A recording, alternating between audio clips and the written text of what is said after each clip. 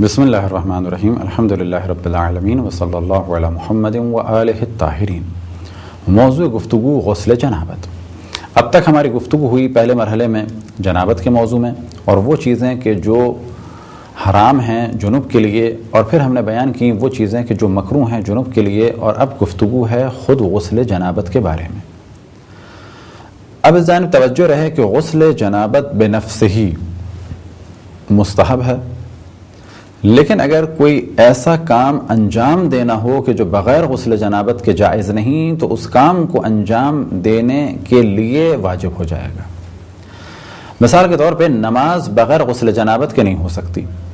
فرض کریں کوئی شخص جنوب ہو جائے رات کے کسی حصے میں، تو کیا اس پہ غسل جنابت فوراً واجب ہے؟ کہا جائے گا فوراً واجب نہیں، البتہ بہتر ہے کہ جلدی کرے۔ لیکن نماز ادا کرنے کے لیے، یعنی جب نماز فجر سے پڑھنی ہو تو اس نماز کو ادا کرنے کے لیے اس پر واجب ہو جائے گا کہ پہلے غسل جنابت انجام دے پھر نماز پڑھے۔ پہلے مرحلے میں جانب توجہ رہے کہ غسل جنابت بنفسہ ہی مستحب ہے۔ ان کاموں کو انجام دینے کے لیے کہ جو بغیر غسل جنابت کے حرام ہے ان کا انجام دیا جانا، ان کاموں کے لیے اس کا انجام دینا واجب ہے۔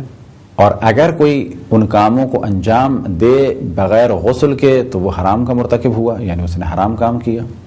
اور اگر وہ غسل نہ کر سکے تو اس پر واجب ہے کہ غسل کے بدلے تیمم کرے، اور یہ تیمم کے موضوعات سابقہ نشستوں میں ہم بیان کر چکے ہیں، اور تیمم کے مسائل اور غسل کے بدلے تیمم کے کیا مسائل ہیں وہ سب آپ تیمم کے موضوع میں دیکھیں۔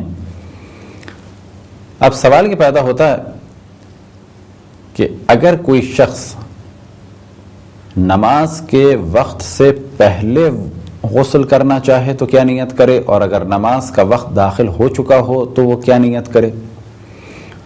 تو جواب یہ ہے کہ دونوں صورتوں میں جائز ہے اس کے لیے، اور عموماً مومنین کو یہی کرنا چاہیے، وضو کے مسئلے میں بھی اور اسی طرح سے غسل کے مسئلے میں بھی، کہ چاہے وقت داخل ہوا ہو نماز کا اور چاہے وقت داخل نہ ہوا ہو، دونوں صورتوں میں فقط نیت کریں قربت کی، یعنی میں غسل کرتا ہوں۔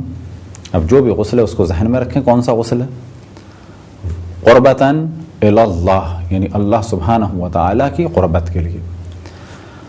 واجب یا مستحب کا ذکر نہ کرے کافی ہے، لیکن اگر وقت داخل ہو چکا ہو تو وہ واجب کی نیت کر سکتا ہے۔ اب فرض کریں کسی نے واجب کی نیت سے غسل جنابت کیا، اور بعد میں اسے پتا چلا ابھی تو وقت نماز شروع ہی نہیں ہوا، تو کیا اس کا غسل صحیح ہے؟ اس کا غسل صحیح ہے۔ بس بہتر یہ ہے کہ نہ مستحب کہے اور نہ واجب کہے، جب بھی غسل کرے جب بھی وضو کرے فقط یہ نیت کرے کہ میں وضو کرتا ہوں، یا یہ کہ میں غسل کرتا ہوں قربتاً الی اللہ۔ اب یہاں سے گفتگو تقسیم ہوتی ہے، غسل جنابت کس طریقے سے انجام دیا جا سکتا ہے۔ تو وضو کے موضوع میں بھی یہ موضوع آئے گا کہ وضو دو طریقے سے انجام دیا جا سکتا ہے، اسی طریقے سے غسل بھی دو طریقے سے انجام دیا جا سکتا ہے، غسل ترتیبی اور غسل التماسی۔ غسل ترتیبی کیا ہے؟ غسل ترتیبی یہ ہے کہ جسم کے حصوں کو ترتیب سے دھویا جائے۔ غسل التماسی کیا ہے؟ غسل التماسی یہ ہے کہ پورے جسم کو ایک دفعہ پانی میں ڈبویا جائے غسل کی نیت سے۔ التماسی میں دوبارہ ایک ذکر آئے گا کہ جسم کے حصوں کو الگ الگ بھی ڈبو کے دھویا جا سکتا ہے، وہ موضوع دوبارہ بیان کریں گے۔ بس پہلے موضوع میں گفتگو یہ ہے کہ غسل ترتیب سے کیا جا سکتا ہے، اور اسی طریقے سے التماسی بھی کیا جا سکتا ہے۔ غسل ترتیبی کرنے کا طریقہ یہ ہے کہ پہلے سر دھونا ہے، اور سر دھونے کے بعد دائنا حصہ۔ اب جب دائنا حصہ کہا جائے اور جب سر کہا جائے تو اس سے کیا مراد ہے؟ بس جب کہا جائے سر، چہرہ اور گردن، یعنی پورا سر، آگے کا حصہ، دائنا حصہ، بائنا حصہ اور پوری یہ گردن تک، یہ پورا حصہ دھونا ہے غسل کی نیت سے۔ اور اس کے بعد پورا سیدھا حصہ یعنی سیدھا ہاتھ سیدھا پاؤں، پورا آگے کا سیدھا حصہ، اسی طریقے سے پورا پیچھے کا سیدھا حصہ. اور احتیاط یہ ہے کہ کچھ حصہ زیادہ دھویا جائے تاکہ یقین ہو جائے یہ حصہ جو واجب تھا وہ ہم نے دھو لیا ہے، اور یہ یقین حاصل ہوگا کس چیز سے کہ تھوڑا سا اس حصے کو بھی دھویا جائے، اور درمیانی حصے کو ہر دفعہ دھویا جائے. یعنی جب دائنا حصہ دھوئیں اس وقت بھی دھوئیں، اور جب بائنا حصہ دھوئیں تو اس وقت بھی دھوئیں. یہ احتیاط ہے خصوصاً مردوں کے لیے. بس پہلے مرحلے میں سر اور گردن اور چہرہ اور پورا سر اور گردن، دائنا حصہ بائنا حصہ، یہ سب کچھ. البتہ اندر دھونے کی ضرورت نہیں ہے، یہ ظاہری حصہ ہو کافی ہے. اسی طریقے سے کان کے اندر تک پانی نہیں جانا ہے، یہ جو ظاہری حصہ ہے یہاں تک پانی جانا چاہیے. اسی طرح سے ناک کے اندر تک پانی نہیں لے جانا ہے، لیکن یہ جو ظاہری حصہ ہے یہاں پر جانا چاہیے. اور تمام وہ شرائط کے جو وضو کے لیے ہیں، تقریباً وہ ساری شرائط غسل کے بھی صحیح ہونے کے لیے ہیں. صرف ایک شرط ایسی ہے کہ جو غسل میں ضروری نہیں ہے، اور وہ ہے پانی کا اوپر سے نیچے لے جانا. وضو میں ضروری ہے کہ پانی اوپر سے نیچے کی جانب آئے ہاتھ دھوتے میں، اسی طریقے سے چہرے سے اوپر سے نیچے کی جانب آئے، لیکن غسل میں ضروری نہیں ہے. لیکن احتیاط یہی ہے کہ غسل میں بھی پانی اوپر سے نیچے آئے تو بہتر ہے، اور اس احتیاط کو حد الامکان ترک نہ کیا جائے. بس اس مسئلے کو بیان کر کے اگر بہت جرنلی گفتگو کی جائے احتیاط کے مطابق تو کہا جائے گا تمام وہ شرائط کے جو وضو کے لیے ہیں تمام وہی شرائط ہیں غسل کے لیے. وہ کیا شرائط ہیں؟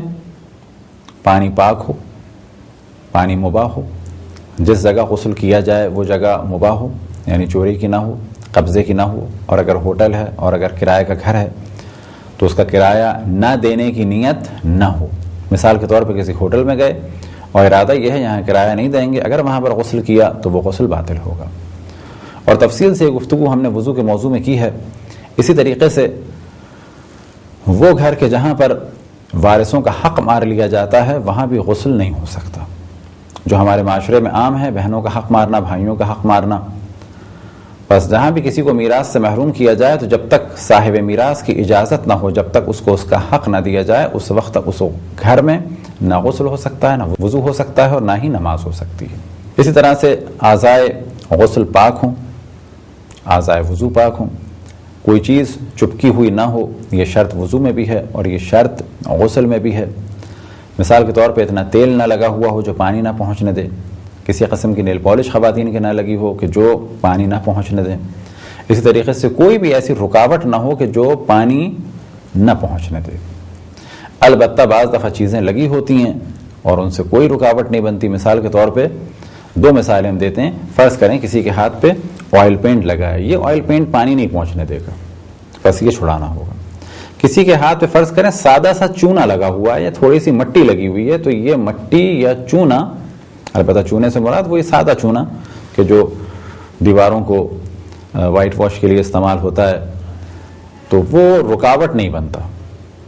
اگر وہ معمولی سا چونا لگا ہوا ہے تو کہا جائے کوئی رکاوٹ نہیں ہے. اسی طرح سے انک بھی، بال پوائنٹ کی انک ایسی ہے جو رکاوٹ بنتی ہے، وہ چھڑانی ہوگی. لیکن فاؤنٹین پین کی انک فقط رنگ کی صورت میں ہوتی ہے، وہ رکاوٹ نہیں بنتی. مہندی کا مسئلہ آتا ہے کہ اگر سادی مہندی ہے تو وہ رکاوٹ نہیں بنتی، لیکن کون مہندی بعض اس قسم کی ہوتی ہیں کہ جن میں ایک لیئر بن جاتی ہے. بس اگر لیئر بن رہی ہے تو اس لیئر کو چھڑانا ہوگا، اور اگر فقط وہ رنگ ہے تو کوئی حرج نہیں ہے. لیئر کے بارے میں بھی خواتین میں دو رائے مشہور ہیں. کچھ کہتی ہیں کہ وہ الگ سے ایک لیئر ہے، کون مہندی میں ایسا کیمیکل ڈالا جاتا ہے جو لیئر بن جاتی ہے، بس وہ چھڑانی ہوگی. لیکن کچھ خواتین کہتی ہیں کہ لیئر بنتی نہیں ہے، در حقیقت کوئی ایسا کیمیکل ڈالا گیا ہے کہ وہ کھال کو اتار رہا ہوتا ہے. وہ لیئر در حقیقت کھال کی ہوتی ہے، نہ کہ کوئی باہر کی لیئر. بس اگر کوئی ایسا کیمیکل ہے کون مہندی میں جو کھال کی لیئر اتر رہی ہے اور کسی کو یقین ہے کہ یہ کھال اتر رہی ہے، کوئی اور لیئر نہیں ہے سریش وغیرہ کی، تو پھر وضو صحیح ہوگا. یہ ڈیپینڈ کرتا ہے کہ جس نے کون مہندی لگائی ہے وہ خود تحقیق کرے کہ اس وقت پانی کھال تک پہنچ رہا ہے یا نہیں پہنچ رہا ہے. اور باقی وہی شرائط کہ جو وضو میں ہیں، اور درس وضو کو آپ تفصیل سے دیکھیں جو شرائط ہیں، انہی میں سے ایک شرط ہے کہ برتن مباح ہو. اور پھر ہم برتن کی جانب توجہ دلائیں کہ فرض کریں کسی کے والد کا انتقال ہو گیا اور وہ سارے برتنوں پہ قبضہ کر لے اور کہے کہ بہنوں کا حق نہیں ہے، تو اس برتن سے غسل نہیں ہو سکتا. اسی طرح سے سونے چاندی کا برتن نہ ہو، یہ بھی وہی موضوع ہے جو پہلے وضو میں ہم بیان کر چکے ہیں.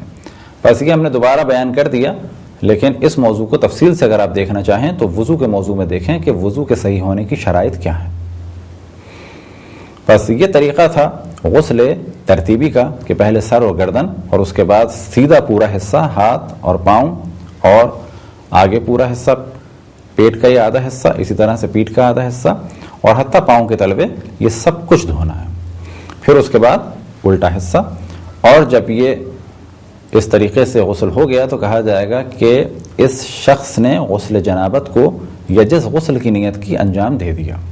اب یہاں پہ ایک چیز بتاتے چلیں کہ جتنے بھی غسل ہیں وہ اسی طریقے سے ہوں گے، چاہے وہ واجب غسل ہوں، چاہے وہ مستحب غسل ہوں، اور چاہے وہ میت کا غسل ہو۔ پس اگر آپ میت کو بھی غسل دینا چاہیں ترتیب یہی رہے گی کہ پہلے اس کا سر اور گردن اور اس کے بعد پورا سیدھا حصہ آگے اور پیچھے اور ہاتھ اور پاؤں، پھر اس کے بعد اس کا الٹا حصہ یعنی بایاں حصہ۔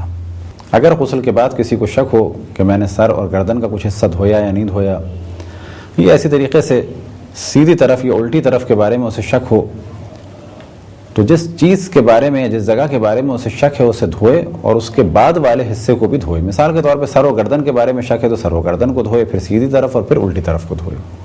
اگر سیدھی طرف کے بارے میں شک ہے تو پھر پہلے سیدھی طرف کو دھوئے، کیونکہ سر و گردن کا دھویا جانا اس کے نزدیک کنفرم ہے۔ سیدھی طرف کے بعد الٹی طرف کو یعنی بائیں طرف کو دھوئے، اور اگر بائیں طرف کے بارے میں شک ہے تو بائیں طرف کو خالی دھو لے۔ اسی طریقے سے اگر دوران غسل سے شک ہو رہا ہے تو بہتر یہ ہے کہ وہاں بھی اسی طریقے سے کام کو انجام دے۔ فرض کریں غسل کے دوران یعنی جب ہم سیدھی طرف دھو رہے تھے ہمیں شک ہوا سر کے فلانے حصے میں پانی پہنچا یا نہیں پہنچا، تو بہتر ہے کہ وہاں بھی پانی پہنچا لے۔ اسی طریقے سے اگر الٹی طرف کو دھو رہے تھے اور سیدھی طرف کے بارے میں شک ہوا تو پہلے ہم سیدھے حصے کو دھو لیں اور یقین کر لیں، پھر بائیں طرف آئیں۔ یہ کام احتیاط کے مطابق ہیں۔ خداوند تبارک و تعالیٰ سے دعا ہے کہ بحق محمد و آل محمد ہمیں اپنے رسول اپنی حجتوں خصوصاً امام زمان علیہ الصلوۃ والسلام کی معرفت اور اطاعت کی توفیق عطا فرمائے۔ وصلی اللہ علی محمد و آلہ الطاہرین۔